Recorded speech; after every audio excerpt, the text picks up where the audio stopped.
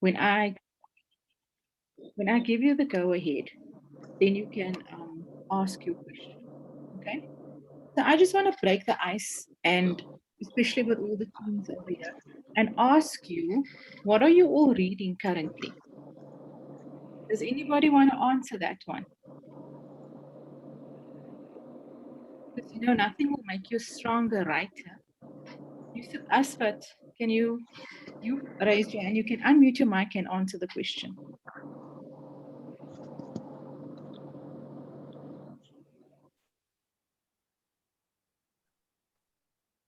Yusuf Asfat?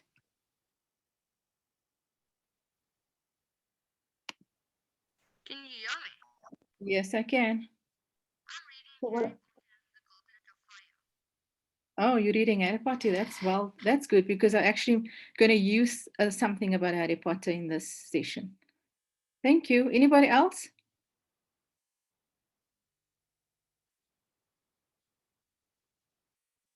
If you are shy and you don't want to talk, you could also put it in the comments. I don't mind that as well. And that goes for any question that you want to ask. Put it in the chat if you feel better, if you're too shy to talk.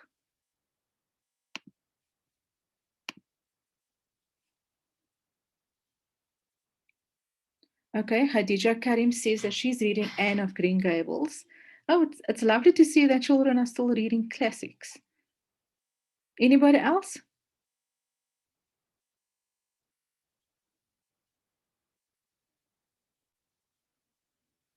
Okay, we've got someone reading, Ilham reading Divergent. We have Martina reading The Starless Sea.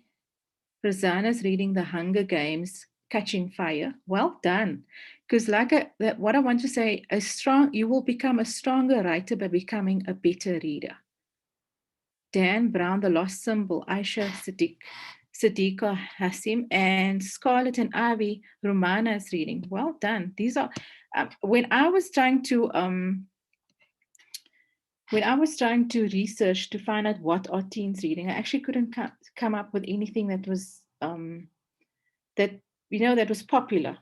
It's just so varied, and so that's why I'm asking you guys. So I want to know what Sally is reading The Golden Finch. Okay. Burhan is reading The Golden Compass, the first book. Okay. Nobody else? Okay.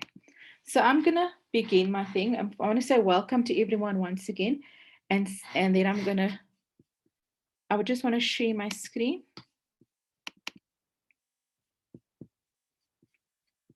So we can begin.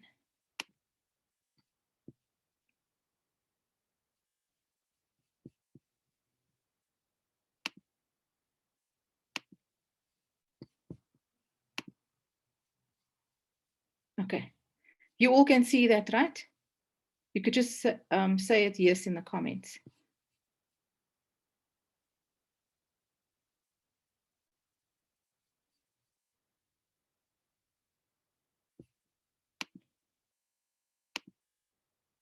Okay, right. So we will again. So let me start saying this. Let me start simply by saying this, right? What is a writer? Simply put, a writer is someone who writes, right? It's not someone who has published whatever you've written. It's not someone who has a degree, a certificate, or a license. You don't need anyone's permission or to follow anybody else's rule. All you need to do is to say that you are to become a writer is to write, right? So simply put, what is a writer? Someone who writes. So if you like writing poems, if you like writing comic strips or anything else like that, you are a writer, right? And I'm going to take a wild guess and say probably fall into two categories, right? You are either here because you love writing and one day you dream of becoming a writer, or are you here because your parents forced you to be here? And it doesn't matter. Even if that has happened, it doesn't matter. Because the one thing that I want all of you to take away from this, even if you are a reluctant writer, is that Everybody has a story to tell, and you can find the words to tell it. Whose phone is it? Oh, Let's look at storytelling. Our humans have a rich history of storytelling. We've told it from the first man, right? There's always been stories. It started maybe with an oral tradition where children would sit around the fire and their parents would tell them stories. And then through after the years, it became a something where you would write down, but it would be maybe on papyrus, like it's a very woody type of paper. And then people wrote on leaves, people wrote on scribed on all different things, tablets like stone tablets, all those kind of things. And eventually we went to ink and paper. And today we use various digital means like our phones, Kindles. We even listen to audiobooks. There's different ways that we enjoy our stories, right? And this is why we listen to stories, because stories are relatable, believable, useful, inclusive, evocative, emotive, important, because also they teach us empathy. They teach us how we can, like say for example, um, you have a friend or somebody that has autism or is autistic. So if you read a story about someone that is autistic or has autism, automatically you will know what that person is going through, his feelings and emotion, and you can be more empathetic or sympathetic to the way he feels. So this is one of the reasons, and the most important reasons, why we read stories, so we know how people feel and how we can treat them, or how we can show them empathy, right? So also you might be thinking, but I'm only 12 and I'm only 13 and I'm only 14. I can't write a story now. I'm too young. And I'm here to tell you that you are not too young to write a story. As young as you are right now, right? In my last Twin Tales mentorship, I had a 6-year-old girl who wrote her first story. She obviously can't write, but her mother scribed all the stories for her. So she could develop her own characters. She would tell her mom, this is this character, this is that character, and then she would develop the story, right? So it doesn't matter how old you are, or how young you are in this case. If you have a story inside of you, I suggest you let it out, right? And then let's look at sorry. Still people joining. Let's look at Maryam, right? She was 13 years old when she wrote her first story, and it was a fiction novel called Assassin. And she published it at the same time, but she published it on Wattpad, and then eventually she wrote the follow-up series to it. So she was 13 years old when she published her first story, and she's currently, I think, only 21 years old, and she has 4 books under her belt. So this is what she says. On one of my works, I received over 500,000 reads. People are still reading it. I can see their votes and reads and comments on my work, Durrani said. To date, Durrani's unpublished novel, Double Elements, has received more than 700,000 views on Watt. Positive reader feedback prompted the young author to self-publish and sell her books, right? So she wrote her book on Wattpad, which is a serial type of, what happens is people post chapter inserts of their work, and then you read it chapter by chapter, and then the person updates it all the time. So she had 700,000 views, and then someone emailed her to ask her, you know what, they asked her if they could compile it into one book and then send it out, because this person wanted a friend to read. So Maryam thought, why should someone else do it? She would do it herself. And she published, eventually, that's how she published her book. So she did this at 13 years old. So if you're thinking right now that you are too young, I'm here to tell you that you are not too young to do this, right? Also, there's never been a better time right now to become a writer, because a lot of publishing companies want our stories, meaning our stories as Muslims, our stories of people of color, our stories of different cultures, different religions, different. people, the publishing companies are looking for those kind of stories and are open to more opportunities to give to you, right? But besides the traditional route of publishing, there's also self-publish, which is you publish the book by yourself. So with self-publishing, you can literally write this book this morning, right? Go through everything, and tonight you can upload it to KDP, which is Kindle publishing platform. You can publish it on Wattpad. There's Kindle Vella. There's various ways to do it, and so you can do it. That's how easy self-publishing is. You will do everything. You will become the publisher. You will source the cover for your book. You will get an editor for your book. You get proofreaders for your books. You will do everything, right? So that's how easy it is to publish your book in today's time. So here's a look at the different tools that you can use. There's Wattpad, there's Kindle Direct Publishing, where you upload, and then there's Kindle Vella. These are the options that you have to publish your book, and it's all free. Like all these platforms, you don't have to pay a cent. All you have to do is upload your manuscript, right? Why I'm telling you this is before it took a very long time for our books to be published. You would maybe sit a few years and write your book, and then you'd send your book off to a publisher. And I'm talking about in the times before even the internet. You would have to post your manuscript to the publisher, and then you need to wait 6 months, even up to a year, for them to get back to you to tell you whether your book is going to be published or not, right? And then once they come back to you, then you're going to have to go through a round of edits with your publisher and with your editor, and that maybe take 3 or 4 rounds, and then you're looking at another year before your book is being published. Okay, so I see that I have someone asking a question. Let me just check. Okay, so it's not a question, it's fine. So what I was saying is it was a long process, but now and in today's time, it's a very quick process. And that's the process of publishing, not writing, right? So while the publishing part is the easy part, meaning to get your work out there, what I'm here to tell you is that you're not going to magically able to write after this, right? You see, writing is a complex thing, and more often than not, it's something that is like often romanticized, especially on TV and movies and those kind of things. We often see people sitting cozily in front of a fire, or they lay the notebook, or they're sitting with their MacBook, or they're sitting by a window and it's raining and they're gonna write. This is often what we think about writing, that it's like this fun thing that we do, right? It is a fun thing that we do, but it's a hard thing, right? And they say a professional writer is an amateur that didn't quit.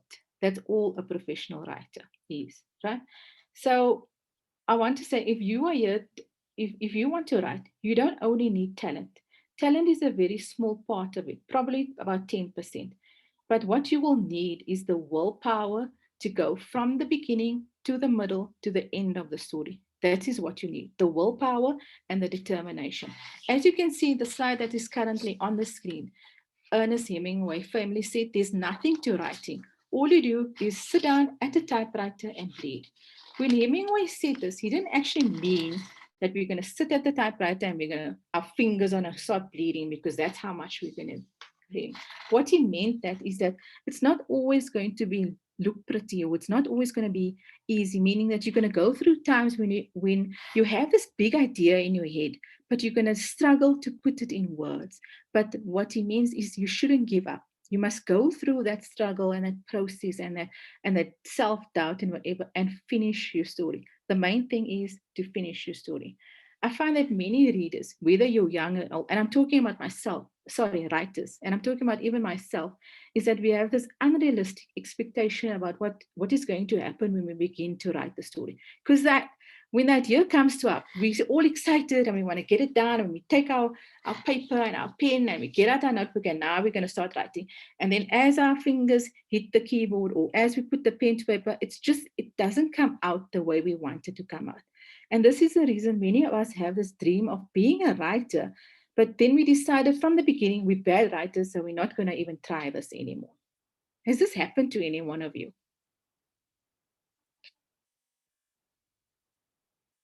You can either raise your hand or you can leave me a message in the comments. So, okay, we've got a comment. Let's check.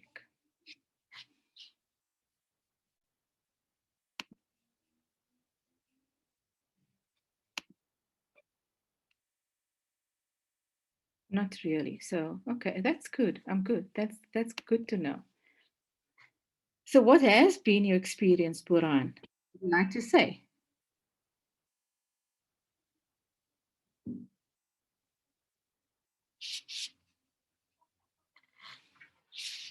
Okay. So no one else has a comment. So, okay, sometimes I don't. Okay, sometimes I don't believe in myself. And this is a lot, this we find a lot.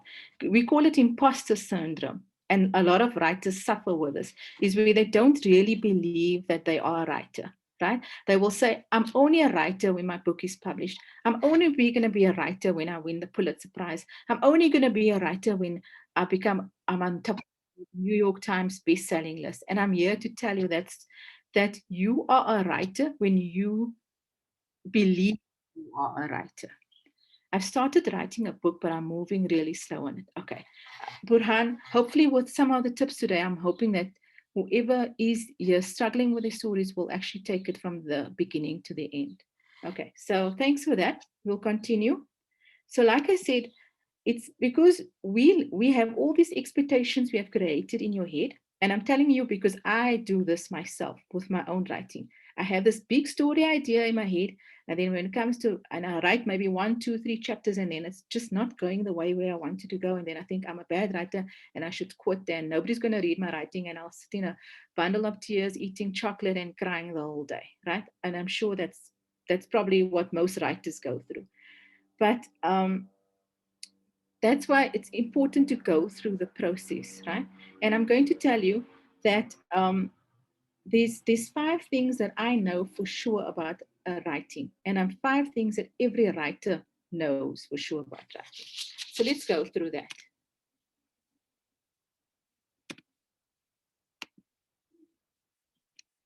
First drafts will always suck, right?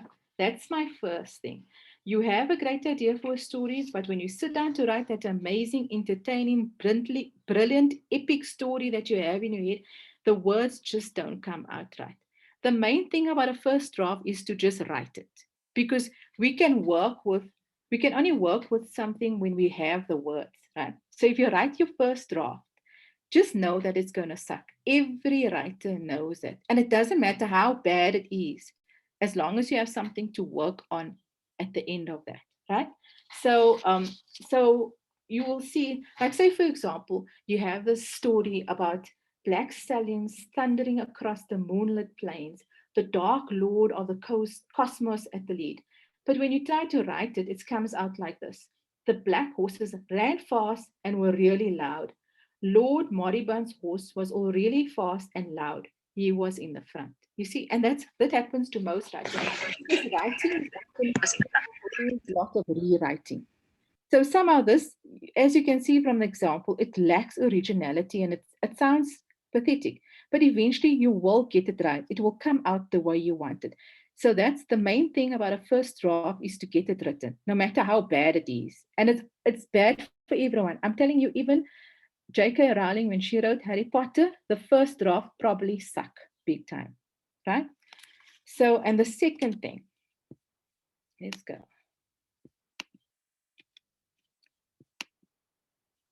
It's not just you, all writers struggle.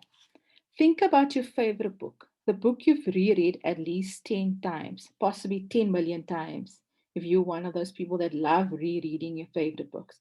Ponder the many, many, many reasons why you love it. Then wrap your brain around the fact that this book, the absolute best book ever written on planet Earth, started out as the worst first draft ever. Full of clunky sentences, purely describe things, boring characters. Not only that, the author who wrote this book literally has drawers full of other bad books that never seen the light of day. This is where we're all going to have to start. That's why you need to go through all of this to eventually become a better writer, right?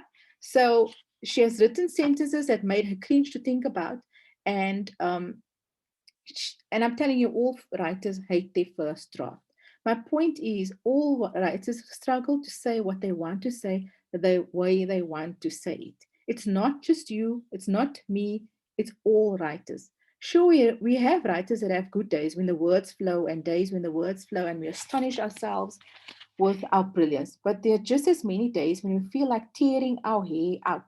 The next time you see a picture of your favorite writer, look for a bald patch because that's then you know how hard she's with her book, right? And the third thing that I know is every writer needs an editor, right? We think of writing as a solo thing, and for the most part, it's something that you'll do alone. You'll sit for hours in your room and you'll pound away at your laptop, or you'll be writing notebooks upon notebooks of books, and that's the thing that you can be doing alone. But eventually, you're going to have to share that book with someone. And it's also a very hard thing for any author to do, right?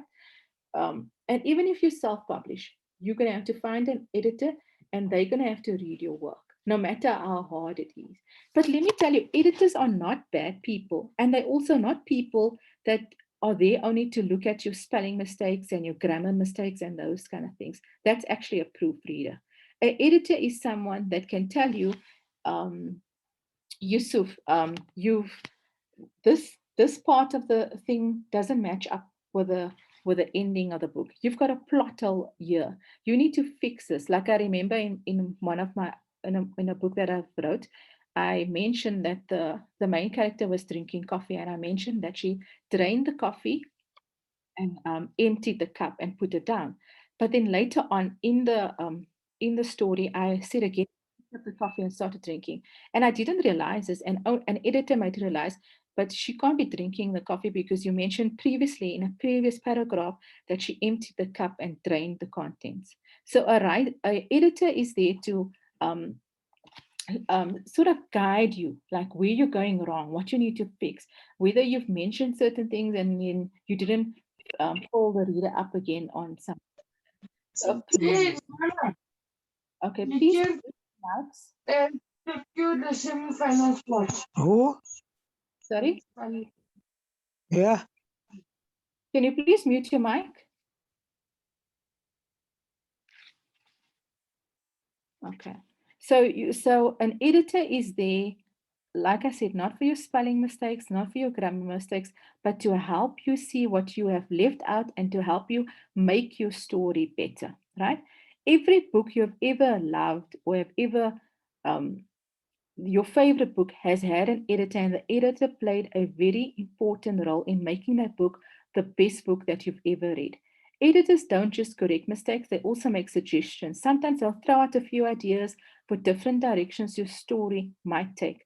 They won't write your story for you, they'll only tell you what to do. And it's always up to you whether you're going to take the advice or not. That's why a first draft, and the thing is, you won't even give a first draft to an editor. You're going to have to first fix it up and make it a bit better and tighten it up and edit it yourself, and then maybe write it another time or even another time before then it goes to an editor.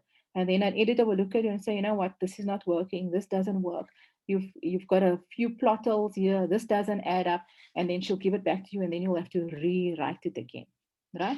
So every writer needs an editor. And remember, an editor is not someone that only checks your spelling mistakes. Some editors do that eventually, but they are there to help and guide you and make your story better. Writing is revising, and this is, as I mentioned before, like your editor doesn't get your first draft. Your editor gets your maybe your second or your third draft after you've rewritten it many times, right? So writing, you get better with your writing or with your manuscript the more you revise it and the more you look at it and you can make it better. And you'll find this, like I find the rewriting is easier than writing your first draft, because throughout your first draft you'll have constant doubts and like, I hate this, I hate my writing, it sucks, and what am I? But you find that with the rewriting, you know what? If I just move this here and I do this and I do that, it's going to work better. Or, wow, I can put this sentence here. It's because you're more familiar with your characters now because you've been through a first draft with them. And now you're going through a second draft and you kind of know them better, right? So, so with each revision that you do with your book, you're gonna your manuscript is gonna be better, and your writing is gonna be better. Some writers go through 10, 20 rewrites of their manuscript. Right? For some people, it takes years for them to write their first novel because they're constantly rewriting it, they're constantly making it better, right? So at this point, I just want to ask, is there any questions? Is there anything that you want to ask me about these tips?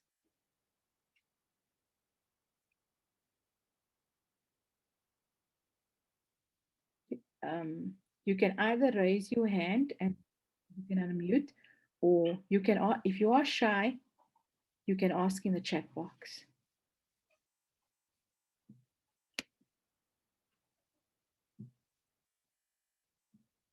Okay, no question. So we'll carry on to the fifth thing that I know about writing, and that writing is like a sport. Practice, practice, practice, right? That's how you're going to get better at it. Do you know, like when you do sports at school, when you play cricket, when you do swimming, you have to first attend a practice session in the week before you can play a match. And then the coach will look at you and say, you know what, you're not on top form of your game. You don't make the team this week, right? Does it usually happen like that when you play sport? Now, the same thing with writing. And as you practice your cricket, the better you get at it. As you practice your swimming strokes, the stronger swimmer you become, right? The same with writing. The more you do it, the better that you're going to become at it, right? So if you want to become a better runner, you need to run every single day. And every coach will tell you this. If you want to be a better writer, you need to write every day. But this is not set in stone, because I know, like, there are people that are religious about this, that you need to write every single day, but that's not always possible. Sometimes life is going to get in the way. Like, school sometimes is going to be where you're not going to find a and you can't write. But the main thing is that you constantly practice your art form. So every single day is write a few lines if you can, or even if you only want to do it on a week, do it on a weekend, right? But what I suggest is that you get a journal and write for 5 minutes every single day about your day. And that's the easiest thing to do because we know what we did every day. It gets you into a habit of writing. So then maybe so for the first week you only do that for 5 minutes. You take your journal and you write what you did. Then the next week you write for 10 minutes a day about your day, right? And so on. And then you build up. The next week it's 50 minutes, and so on. And then you start, after you've written about your day, you start writing about other things, like write about your favorite teacher at school, or how your sister annoys you, or what about maybe about that teacher that you really don't like, or something like that. And then that's how you start developing characters, and that's how you start writing your own stories, right? So the main thing is practice, practice, practice, because writing is like a sport. That is the way you get better at it. So now that we know the 5 things that that rings true for every writer, I want to go through what makes a good story, right? And because this session is so short, I can't go through everything, but I'm just going to touch on important things that we can do to make our stories better. So this is something I found on Twitter. It said, what does every story need? And then one boy shouted out, a character. Another boy shouted out, a setting. And another girl shouted out, with a gleam in her eyes, a near whisper, revenge. So what makes a good story, right? So every story needs a character, it needs a plot, it needs a setting, we need emotions, we need conflicts and resolutions, we need questions, choices and decisions, conversations and dialogue, surprises and discoveries, right? That's what makes a good story. These are all the elements that make a good story. So, like I said, I can't do all of these things. If anybody wants to take a screenshot of this to keep it for a future reference, they're welcome to do it right now. Give it a few seconds before we move on to the next slide.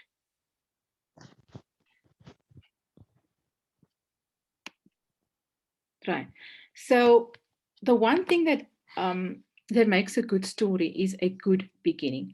Beginnings are something we really need to think about because remember I told you in the beginning that a lot of people read off their phones these days and they use Kindles and those kind of things.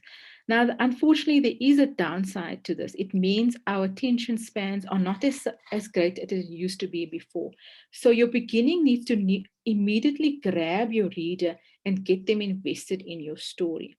And so I want you to listen to one of my favorite beginnings. It's The Ember in the Ashes by Saba Tahir.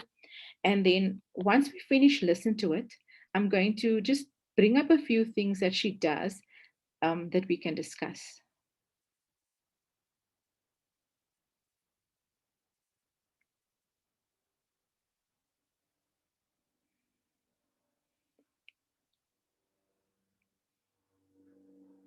Part 1, The Raid. Chapter 1, Leia. My big brother reaches home in the dark hours before dawn, when even ghosts take their rest. He smells of steel and coal and forge. He smells of the enemy.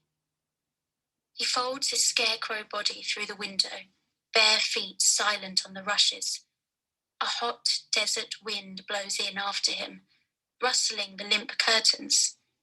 His sketchbook falls to the floor, and he nudges it under his bunk with a quick foot, as if it's a snake.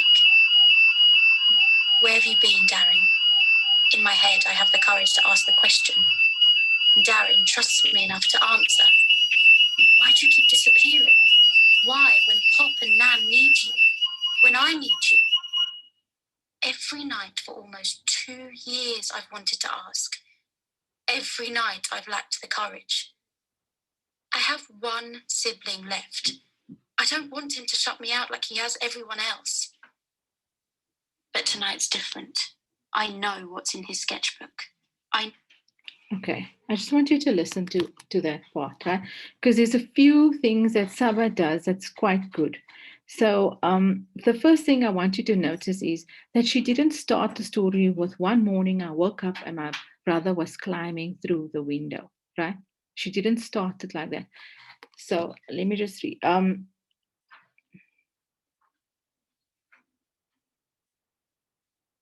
She says, my big brother reaches home in the dark hours before dawn, even even ghosts take their rest, meaning it's very late at night or late at night, early morning that he's coming home, right? So she didn't say my brother came home in the early morning, or I woke up one morning and I found my brother climbing through the window.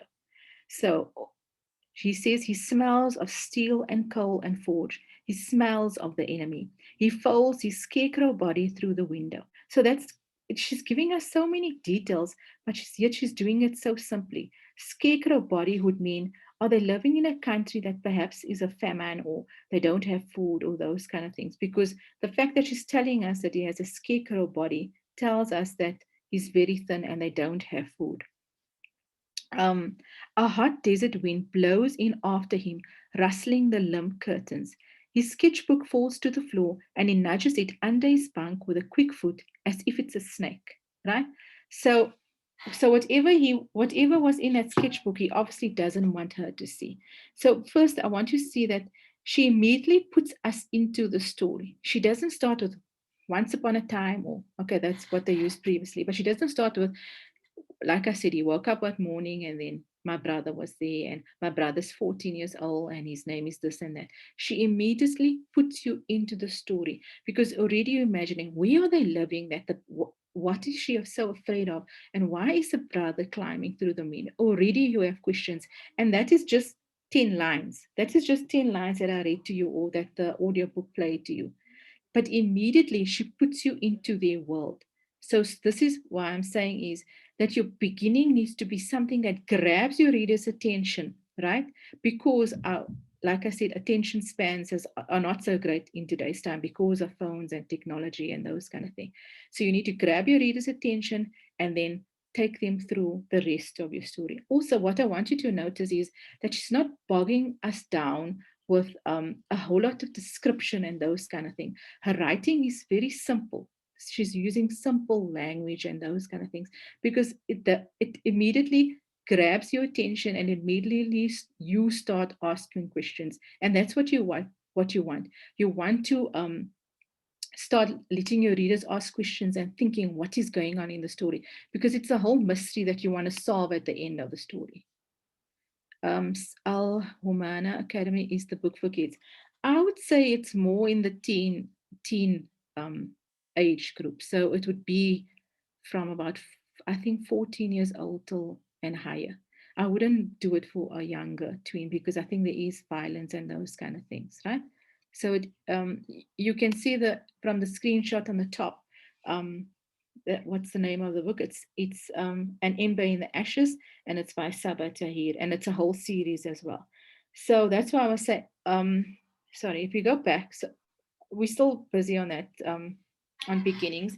The easiest way for you to begin a story or to make it the most exciting beginning that you have is to ask yourself this question when you start your story: what if?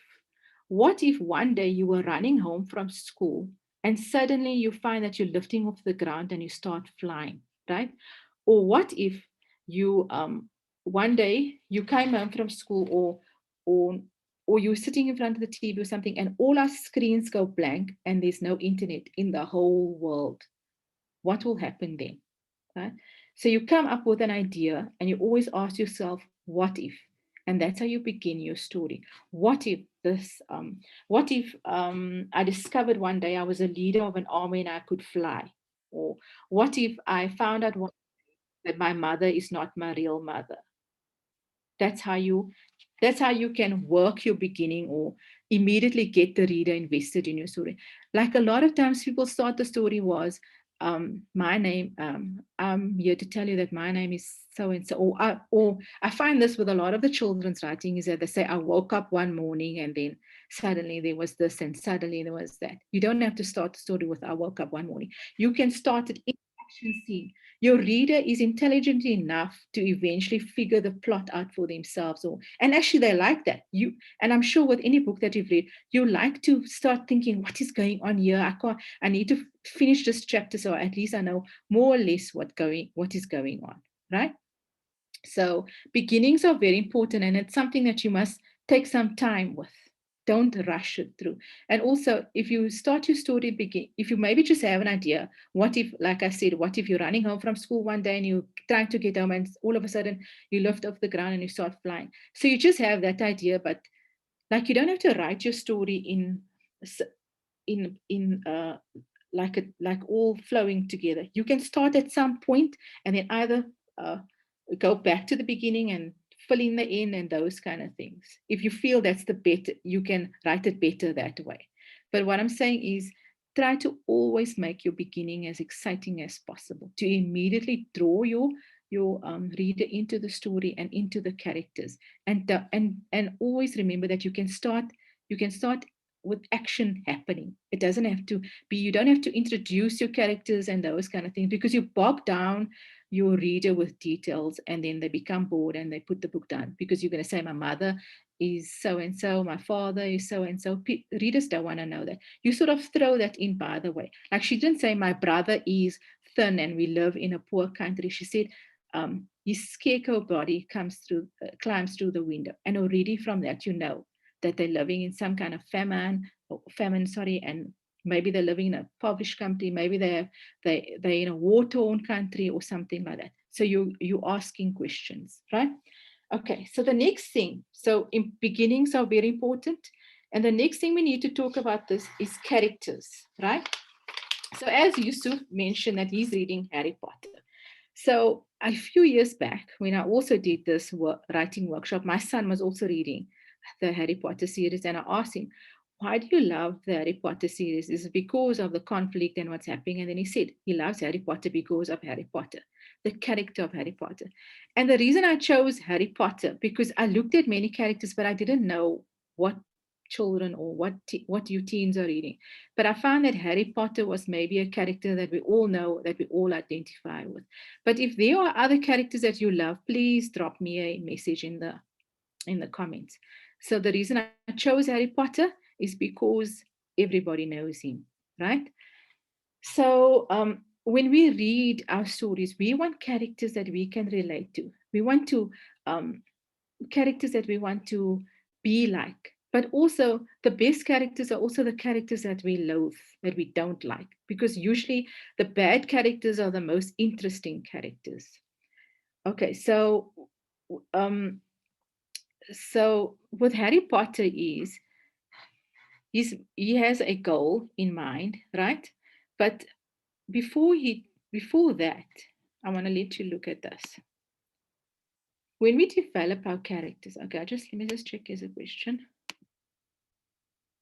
Okay, so someone, Hadija Karim, said she likes Harry Potter because of, sorry, I don't know how to say that name, but it's the girl character in Harry Potter. Okay, sorry. So when you develop the characters, this is what I want you to keep in mind. There's the four P's of character development, which is, the first one is the physical appearance. Now, this is the one that most writers will actually spend the most time. If I ask you now, the character in your head, you will tell me the character Mayen has blonde hair and blue eyes, and she looks like this, and she's wearing a tights, and she's got on this kind of top and that kind of top, right? Yes, it's important to know how your character looks and whatever, because it helps you with the writing. But also, there are other things that we need to know about our characters besides the physical appearance. So the second one that I have there is the psychological development, right? What's going on in your character's head? Are they happy or sad character? What are they struggling currently with? Are they constantly fighting with their mom and dad, and they don't know how to resolve that, and that makes them have low self-esteem or something like that? Why are they in this current state? Perhaps you can develop a bit of history to help with their state of mind, right? So the psychological development, because this is what happened with characters. They are someone in the beginning of the story, right? And by the end of the story, they are somebody completely different. If your character stayed the same throughout the story, most of the time you'll hear people say, I didn't really like the character because there was no development. She was the same person that she was in the beginning of the story that she was in the end of it. We want to see people develop. Like, say, for example, I'm trying to think of a character. I don't know if it's Harry Potter, because I haven't read Harry Potter, but was he the kind of person that was maybe scared to do things, or was like timid and afraid, and then he suddenly became more brave and that? If anybody knows the answer to that, can they tell me? Is that why you like him? Okay. Yes, okay. So yes, I kind of gathered that from. So, like I said, so we want to see that. We want to see our characters be like us, like we're scared to tell the teacher anything, or we're scared to write our stories and let people read it because we feel that we're not a good writer or something like that. But eventually, as you grow and as you write, you will become more confident, right? So we want to see the same thing with our characters. We want to see them struggle with things, and then we want to see them resolve that inner struggle, right? Because they will have other battles to, like the bad guy to fight or whatever. But we also want to see them develop internally. He was timid and he learned he could be brave. Okay, you see, now that's with most characters, and especially stories that children read. And this is why, like I said, why we read stories, because it gives us the ability. Like, say, if you are timid and afraid and shy and not, you don't have self-confidence, books eventually teaches us how we can develop that self-confidence. Sorry, is there someone that want to say something? Okay, so the next P of developing a personal character, and this is we would try to do this before we write our story. Although there are writers that learn about their characters while they're writing the story, but I encourage children to know their characters before they write their story. So their personal life. Are they an orphan? Who do they live with? Do they have brothers and sisters? Who are the people that have an influence on their life, right? And then the fourth P is personality. What kind of personality are they? What do they like? What's their favorite ice cream? All these kind of things you as a writer should know. What is their favorite food, right? The point is that while you would know all these things, you would know that their favorite food is toasted cheese and they love vanilla ice cream. Your readers don't need to know that, right?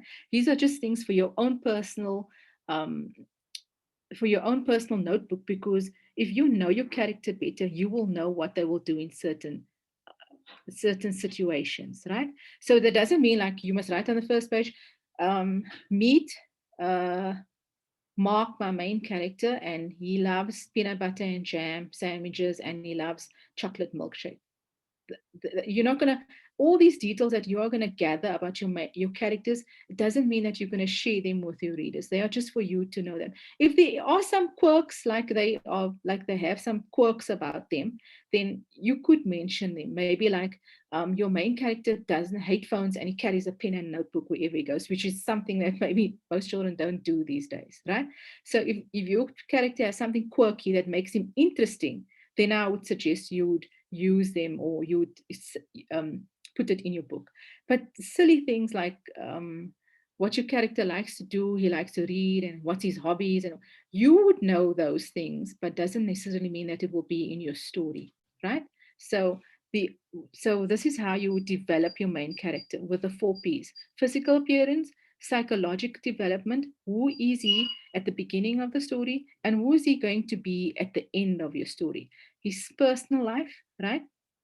What he wants, his family situation, where does he live, those kind of things. And then his personality. Is he a happy, sad kind of person? What is his dreams? What is his hopes? What is his fears? Those kind of things. If anybody wants to screenshot this, they're welcome to do it now. So these are the 4 P's of a character. This is how you develop a great character.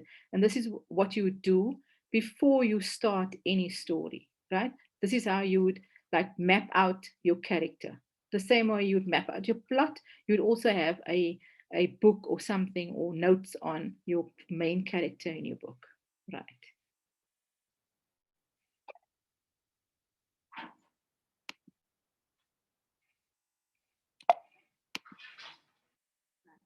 So the next thing that we're going to look at is conflict in a story. So, and a very important thing, if your main character doesn't have a problem, or your story doesn't have conflict, then you don't have a story. You see, at the end of the day, we don't want to read about about yourself, that today I went to the shop and then I came home and then I watched TV and those kind of things. We actually want to see something happen in your story, because that's why we are here, right? So if you're so conflict is a very important part of a story, right? Let me just if your main character doesn't have a problem that he needs to solve, then you don't have a story, right? So let's go to the next slide. So what is conflict? A conflict is a problem that the central character encounters. Example, a young boy gets lost on a camping trip. Twin brothers want to take the same girl to prom.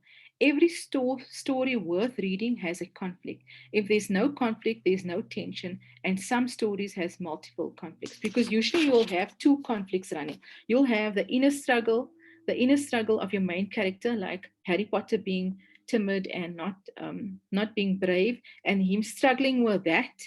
And by the end of the book, you will have become brave. You will overcome that and then we'd also have the other conflict where Harry Potter has to defeat whoever is his enemies and who's ever causing trouble, kind of things, right? So that is what conflict is that you need to create a big problem for your main character. The big problem is the problem that the character has to solve by the time the story ends. The big problem can be really dramatic, right? Like I said, like like say I was giving the example of the boy that was running home from school and he suddenly realizes that he can fly. But what if he flies up in the air and then he can't control it and he just comes back down on the ground? So the conflict there is he needs to control the power of flying or those kind of things. If your story has no conflict, you actually have no story, right? So I don't know if has anybody read Charlotte's Web?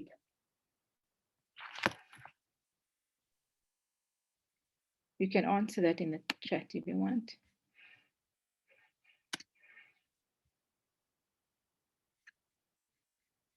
Okay.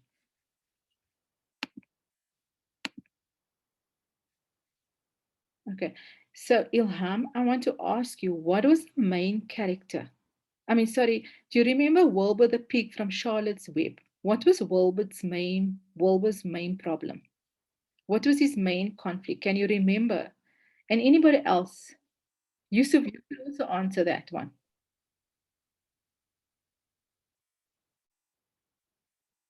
If you can remember.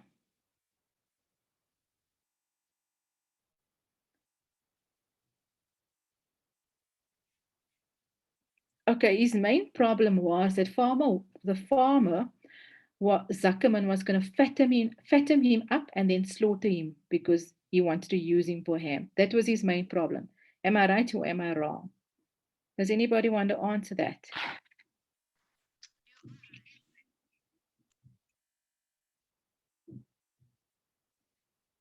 Yes, okay. Sally says yes. So that was the main problem. Every story, even now when you read a story, you're going to see that there's going to be two conflicts usually running in a story. The inner conflict, something that the main character is struggling with, and then the conflict that's happening in the story. Like, he needs to defeat the bad guys. He needs to, like in the story, the boy gets lost in the woods. So now he needs to find his way back home or find his parents or whatever, right? So you need to create a big problem. That's how you create conflict. Sometimes the big problem comes in the form of a mystery that needs to be solved or a question that needs to be answered. So if you're writing a murder mystery, right, then obviously the conflict there is you solving the murder. So that is okay. Are there any questions about conflict?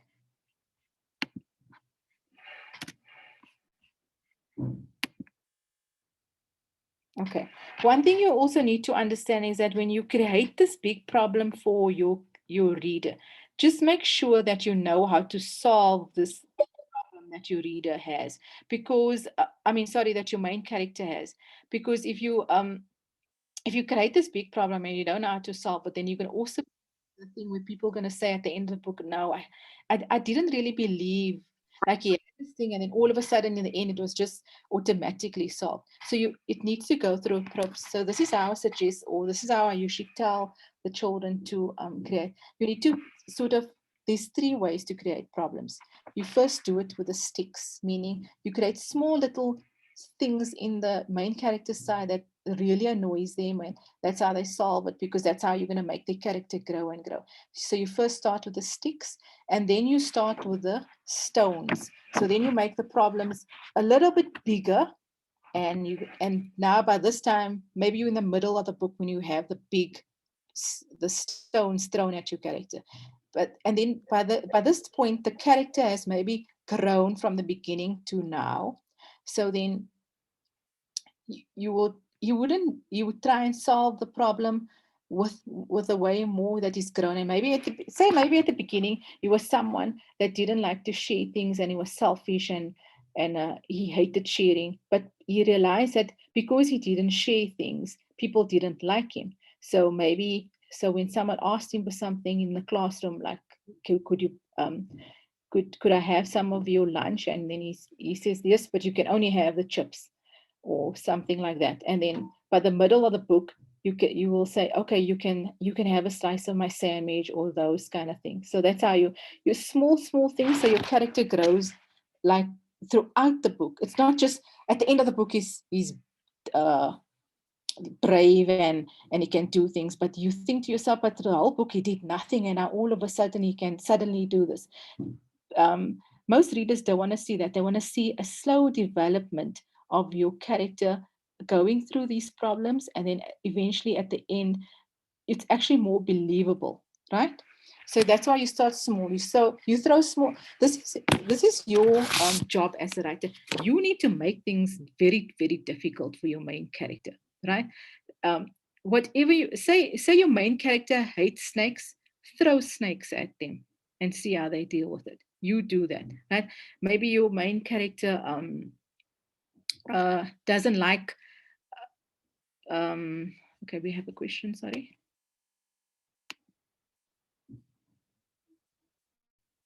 Mulberry Husserl is like that.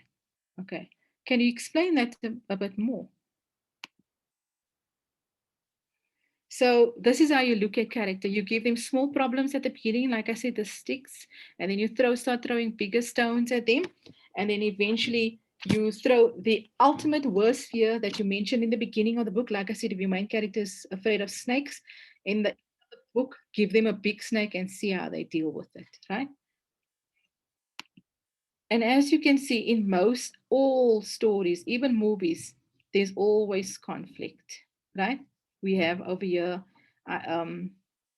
Black Panther and those. I just use those things because those are probably what children or teenagers are watching, right? So like I said, if he's deathly afraid of snake, throw a snake at him and see what he will do. Maybe if she tells a friend the truth about her dad, who is a drug dealer, she will lose that friend. Make her lose that friend and see how she develops as a character. Maybe that friend wasn't really a friend if she can't deal with the truth that her father is a drug dealer and selling drugs to children at school or something like that, right? So like I say, throw whatever your main character fears, throw it at him, because that's the internal conflict that he's going to overcome. And then obviously also always raise the stakes. Like I say, your first draft, you're going to throw everything at your main character. You're going to put everything at it. And then afterwards, you're going to, when you revise it, you think, you know what, maybe this is too much. I can take out this, or maybe I can add more in here, right? So always raise the stakes. What will happen if in a murder mystery that you're writing, there's more than one person that's being murdered? How does that raise the stakes? Does that mean the detective that's solving the mystery is going to think, oh no, what have I got myself into? I can't solve this mystery. But it's also going to think, if I don't catch this killer, more people are going to die, right? So this is just a little writing manifesto that I like to put together. And so the first one there, it says goals, not rules, meaning don't make rules for your writing, in the sense that like if I don't, I need rather have little goals that I will write every day, instead of saying I'll do, if I don't write 500 words today, I will never write again. Rather say I will write 100 words every day, and if I can't manage that, at least but maybe you wrote only 50 for that day, but at least you wrote 50 words, right? So try to have goals, not rules for yourself, because with rules, it's either do or die. And then in the end of it, we don't even write. Deep characters are strong characters, right? Create characters that think about things and put them in situations where they never thought they would ever be. And then because they make the strong characters. And most readers love those kind of characters, those strong characters that we relate to. Remember Maryam Durrani, the author that I mentioned in the beginning.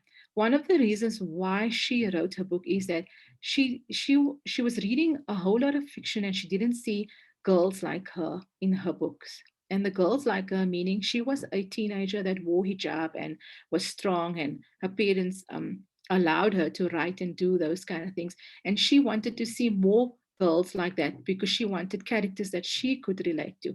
And this is why also I mentioned in the beginning that there's never been a better time to write your story, because people need to know about Muhammad and Fatima and Quraisha and Yusuf and all those kind of characters. We've read enough characters like Harry Potter and George and Michael and those kind of things. It's time we wrote our own stories about people that look like us. Maybe you want to write a story, if you're a girl that wears hijab, you want to write a story about a girl that wears hijab, because we need to know about the girl that wears hijab, so whether we know what she's going through, what she's feeling, or we want to know about Yusuf, the boy who was learning hifz and goes to mosque and has these struggles and those kind of things. So like I said, so develop your characters in a way that they're constantly evolving, that they are not the same person at the beginning of the story, and they're a different person at the beginning of the story to what they are at the end of the story, right? There's also more to learn. I can't stress enough about this fact, because there are so many books on writing, right? And like I said, you don't have to get a degree or any of those kind of things. There's so many. You can just Google on YouTube writing workshops, and then you'll find a whole lot of stuff. So as many of these things that you can learn it now. Buy books on writing. Listen to, sorry, there's a question.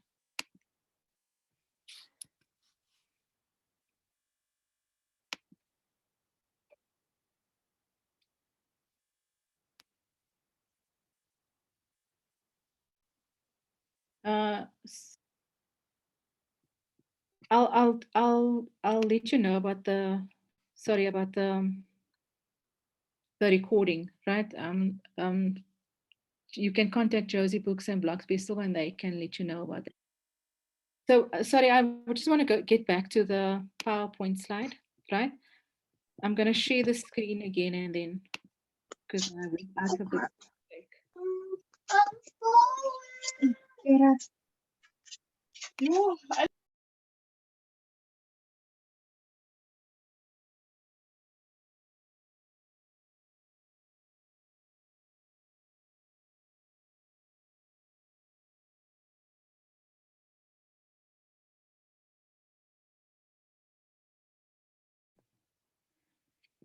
So sorry, I was going on number 3. There's always more to learn. So as much as you can learn about writing, There's many books that you can learn about writing. In fact, I highly recommend this book. Actually, it's what I used to go through, how to build a story, right? Use what works for you. Whatever I told you, if you don't think whatever I've told you now that is set in stone and now you have to do it. You can learn as you go along and see what works for you. Experiment with things that, like they always tell you, begin with a bang. But you can begin it in a way, doesn't mean that you must start with an explosion. You can also begin your story in a way that catches your reader's attention, but it might also be a very slow start to a story or those kind of things, right? Plot and character, always know you plot your story like a plot of a story is very important. You must know what's going to happen at the beginning of the story, the middle of the story, and the end of the story, because that's the way you're going to write it. But there are going to be writers that are also going to just write at the seat of their pants and don't like to use plotting and those kind of things. But I always say the best kind of writer is the one that plots a story, and the one that just also writes by the seat of their pants. They call those kind of writers the pants. I think if you can get into the middle of that, it's better for you. Why I say that is because I find that if I don't plot a story, is that I have this big idea and I don't write it down, and I don't think, okay, but where's this going to go and where that's going to go? Then by the middle of the story, I don't know what am I going to do, and then I'm stuck again. If you have a plan, even if it's something as my story is going to do this in the beginning, he's going to do this in the middle, and he's going to do this in the end, right? Even if you just have that and you start writing, then at least more or less you know where you are going, right? So do a little bit of plotting and planning, and then even when you come to the middle and think, you know what, I'm not going to let this happen here, I'm going to let something else happen, then you can still change it the way you want to change it. Also, understand the rules to break them effectively, right? So like I said, whatever I told you here, understand them, and then only you can break them. Because nothing is set in stone, because we want to see writers do different things and think, wow, they actually did this, but it works. So whatever I tell you here, it's not set in stone. You can interpret it and do with it the way you want to do with it. And the most important thing, obviously, is write, write, write. Whatever you do, don't stop writing. And so the first thing what you should do is just dive in, start your story, and see where it takes you. Okay. So now we have a few minutes left, and I would like to know if there are any questions. Do you have any questions from what I told you?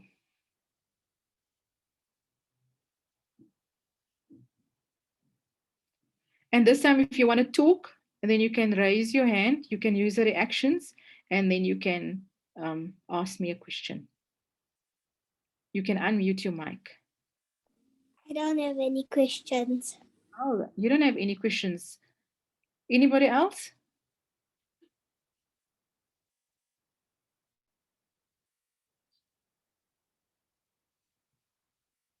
Is there anything you'd like me to do? Okay. You can unmute yourself. If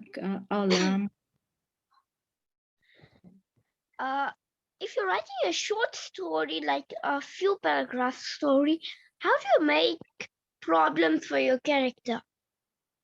Okay, are you writing a short story at the moment? Yes. Yes, I have to write it for my work, my school work. So, what is your story about? I want to make it about this girl who likes to ride horses. You see, but then you need to why does she like horses? So she like grew up on a horse farm because her parents used to just breed horses and give horse riding lessons with her sister Sarah. And then she wants to do like these tricks on horses. Okay, so here's a conflict or here's a problem to give your character. So you said your character loves horses, right? But what if the horse that she's riding on doesn't like her? How does your writer overcome that? She loves horses, but the specific horse that she's got given or at the riding academy and that she needs to do tricks on doesn't like her. So that's maybe an idea. How does your writer overcome that? How can they overcome that dilemma? How do they get the horse to like them? Because maybe every time they're getting on the horse does something and the person's going to fall off, the main character is going to fall off, and they don't like her. So I do horse riding, so I might know a thing or two. You have to like just get to know your horse before you start riding, and then maybe that's the way. But that's the same way that you need to know your main character before you start writing. Yeah. Okay. But that's a very good question, and that's maybe an idea that you need to think about, like Maybe start grooming your horse before your lesson. Yeah, maybe how does she get the horse to like her again? Giving it a treat after the lesson if it does good job. And that. Maybe to trust them.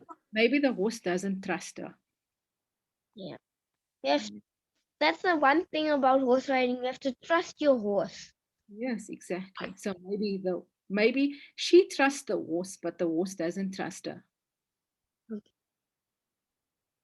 Okay. Any other questions? If you have stories that you're writing, I really love the question that you asked now. So if anybody else has questions like that, or you need help with the stories, you're welcome to ask.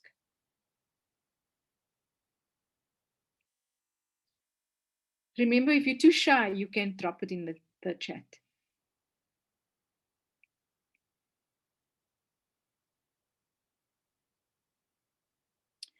Any tips for motivation? Okay, Akila asked, any tips for motivation for when one is stuck? Right.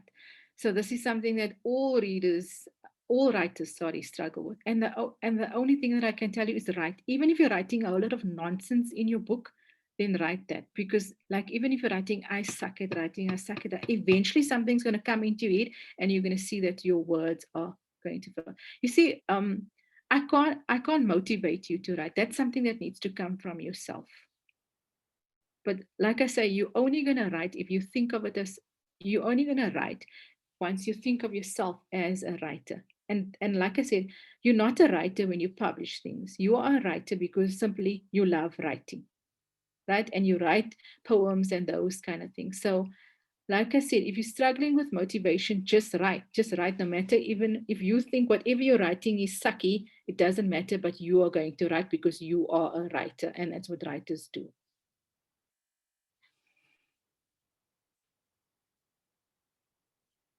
Any other questions? You can even... No. Okay. No. Anybody in the chat box that want to ask anything? Is it easier to write in first or third person? Personally, I like to write in first person, but a lot of people actually don't like to read first person. You see, with first person, you're very limited because with first person, your world, you can only sort of write about the experience coming from that person, right? With the third person, you can write a more varied experience because you can explain your world better because you can have different points of view. So it's not easy to write in first or third. I think any writer will tell you, it just depends on what you prefer, right? But I find like most readers don't like first person, although I personally like to write in first person because I feel like I can get into that main character's head and I can really let him do things that I want the person to do because you are sort of in your head. What you could do also to broaden the view of a first person is like have different points of view. Like in your first chapter, you could write it in first person according to this character. And then in the next chapter, you write it according to the other person's point of view. But like I say, with third person, you can get a more varied approach. You can say different things that are happening around the in the book, and it can immerse your reader better into the story because they've got a very overall rounded experience of the world that you've created. But it just depends on what you like or what do you prefer, right? I find like with a lot of young adult books, they are usually written in first person. I'm generally bad at writing, but I have so many ideas, I can't really put it in words, and how do I fix it? Okay, so why do you say that you are bad at writing? Has someone actually told you are bad at writing? Or is it just because you feel that what you are writing is bad? And how do you really know that if you've never shared it with anybody? And that's the worst thing for any writer, is to share the thing, because you don't know how people are going to react. But for every story that you write, I can guarantee you there's a reader out there that will love it or that will identify with it, right? And we don't need everyone to love our stories. Even if we just love our own stories, that's good enough, right? But like I said, if you can't say you're bad at writing. And when you say you're bad at writing, like a lot of people think writing is good grammar and spelling and those kind of things. It's not that. It's writing a story that will immerse your reader into that story and say, you know what, I like the story because this is the way I feel, or this is the way I've always felt this way, and now I'm glad to know that there's someone else out there that feels this way. Writing is not about grammar and those kind of things. That's why we have proofreaders and those kind of things. I'm not saying that you mustn't know English and those kind of things, because you obviously need to know English and grammar to write good sentences and those kind of things. But it, like when teachers mark your stories in school, they are doing it from a point of view of grammar and spelling and those kind of things. It doesn't mean that your teacher quite understands how a story works or understand how characters develop and those kind of things. They are purely marking your work from a point of view of grammar and spelling, and it doesn't mean that they understand how your story is working. So if you are really bad at grammar and spelling, and that's why you think your story is writing, I will still tell you, don't stop writing, because grammar and those kind of things you can learn while you are writing. I can tell you, I can admit to you right now that I suck at grammar, and I suck at actually at not spelling so much, but mostly grammar. I still struggle with where does a comma go and those kind of things. But those kind of things, the editor only looks at that right at just before they print those books. That's the last thing an editor or proofreader will look through, because they'll bypass all those things and just look at your story from a point of view of characters, from a point of view of beginning, middle, and end. From a point of view, do you have plot holes and those kind of things? So when you say bad writing, I want you to tell me, do you really think you're a bad writer, or do you just suck at your grammar, or those kind of things? And those kind of things you will get better on the more you write. In a book, can a character break the fourth wall? I don't understand that question. If you can explain it, then you can. In book, like in movies, some movies, the character talks to you like you part of the movie. Can a book also break a fourth wall? Are you talking like a narrator? Not actually the narrator, the character itself breaking the fourth wall. Okay, I've never heard about this fourth wall. Can you explain it a bit more? Or does anybody else know what is the fourth wall? What is the fourth wall? Please explain it. Sally, you could unmute your mic if you would like. Zayboon Motala, you can also unmute your mic and say something if you want to. Yeah, that's it. Yeah. Zayboon?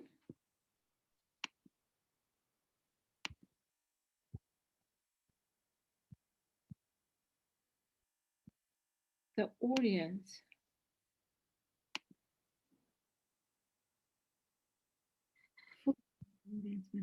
I don't understand. I still don't understand. Sorry. Okay, so like my uncle says, in a movie there's 4 walls: Yes. characters, the functions, and the setting, and then the audience is the fourth wall. So Normally, in a movie you only use 3 walls of that box. okay. So you saying, can a character break to the fourth wall? Meaning what? Meaning what? Meaning it's talking to the audience itself, not in the movie. So like now and then it talks to you, like the audience. Okay. You could do that. Like I say, it's up to you. Like this is the great thing about creative writing. You could do anything that you want to do, and if you feel it's working and someone tells you that this works, then yes, by all means, do it. Like we say with writing, it's not stuck in stone. We learn things like begin with a bang and show, don't tell. But in some stories, it's better to tell a story in a way because it works better for that setting and for those characters and those kind of things. Like I say, the rules are there. If you find a way, do not break them, but you could be more creative with the rules, and then by all means do it. Okay. The character acknowledges the audience and speaks directly to them. Okay. Yes, I've seen this actually in some certain books where they the character acknowledges and I'm not sure what book it is. It's a book that I've read recently. I'm not okay, the book that I have in mind is actually not for children, so I won't mention it. So yes, you can acknowledge the audience and speak directly to them and tell them certain things, but also at the same time, the reader might know the people in the story don't know what's going on. So yes, that has been done, and it is also a very interesting, it can also create a plot twist or something like that, because also your main character or the characters that you're talking to could also not be a very reliable narrator. Maybe there are someone who lies, and then only at the end of the story you realize, but he's not a very reliable person. Modern Family, the sitcom series, does that. Yes, that's a good point, Rashida. And yes, also, Rashida, we do learn new things every day. That's why writing and publishing and those kind of things is changing on a daily basis. Zayboon, you could talk, please. Yeah,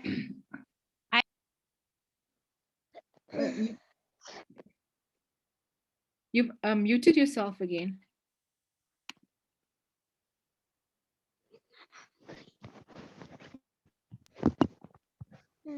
You can talk.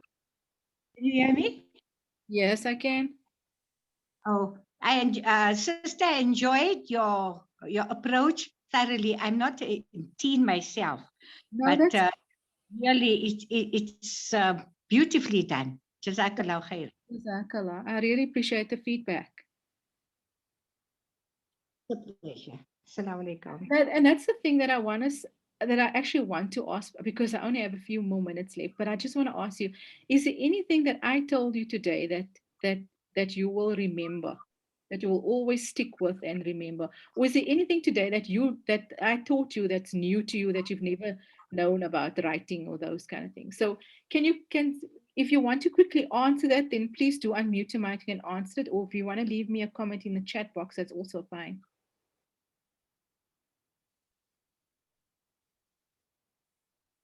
Anybody? What's the one thing that sticks out for you from this whole session? The one thing that you learned.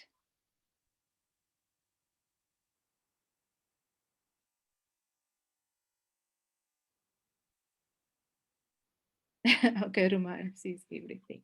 Okay. Okay. If anybody wants to contact me about these stories or anything else, I'm going to leave my email address in the comments, so you can contact me that way.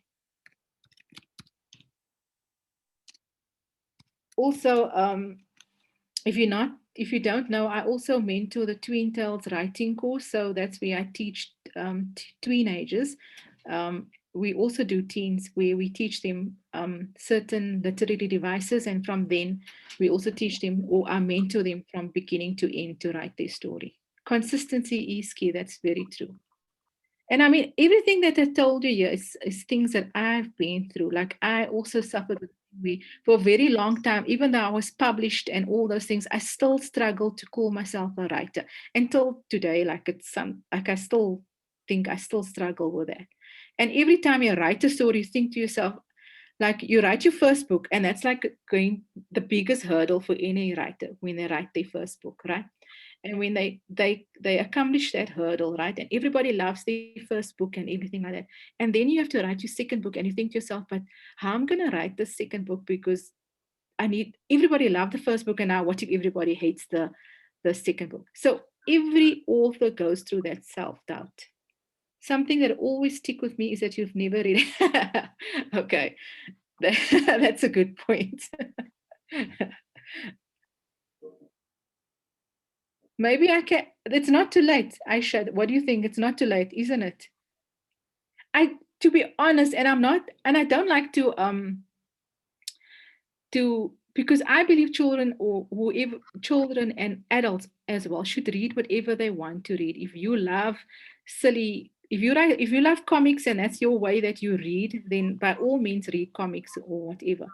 And I think, like, a lot of us struggle with this because we think whatever we're reading is not good enough for other people and those kind of things, right? So it is in the comments, my address. So that's what I want to say. Read whatever you want to read. Or can you please, how do you say it? Ilham, can you unmute yourself and say the name, please?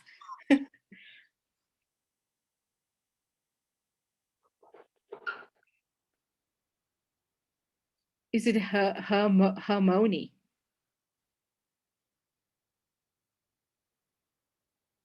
Giving my characters conflict. This is very important, because I find with a lot of stories, you're just telling the people about your mother went shopping, and then you went here and then you went there, and nothing is happening in the story. And that's the quickest way to take your reader out of a story where nothing is happening in the story. Always create conflict.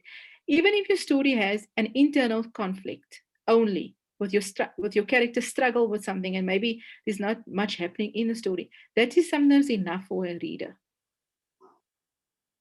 Hermione. Okay, I'm gonna go look it up for you. Hermione Granger. Okay, Hermione Granger. Thank you. So, Boone, do you have another question? I see your hand is still raised. No, Jazakallah khair. Okay.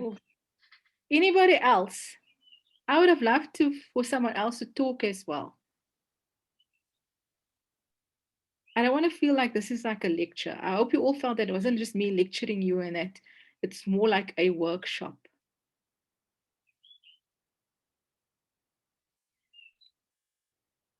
Anybody else?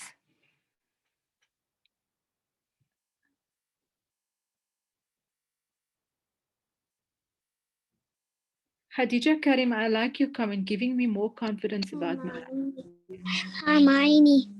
Hermione. Thank you. I think maybe some of you convinced me to read it.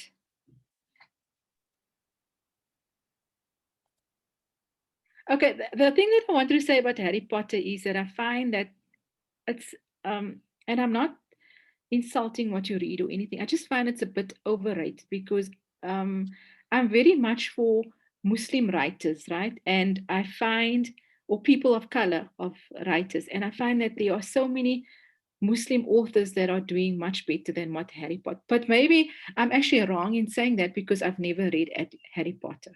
So I think you've convinced me to maybe try it and then maybe compare it to other Muslim writers and see. But like I said, there are so many Muslim writers that have done um, good things with their stories. And I think maybe I find that because Harry Potter is published and it's gained worldwide steam, that she gets all the airtime and all these other writers are just sort of forced into the background. So that's, I'm a bit biased in that way.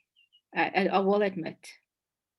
Okay, so our time is up, and thank you to everyone that joined us. We have quite a big room here today. So I just want to thank everyone for joining us and for joining my teen writing workshop. And I hope to see you soon in everywhere else. And also, I'm going to remember these names here because one day I want to see these names on books, right? And on stories and those kind of things.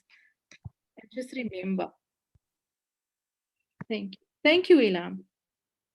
I would have liked to interact it more, but thanks.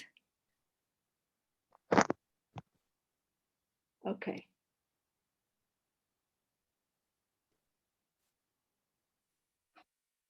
Anybody else? Last time. Even if you're too shy, please write it in the comments. If you don't want me to read it out, I won't. Puran, it's been my pleasure. Like I said, my email is in the comments. If you want to ask me, like,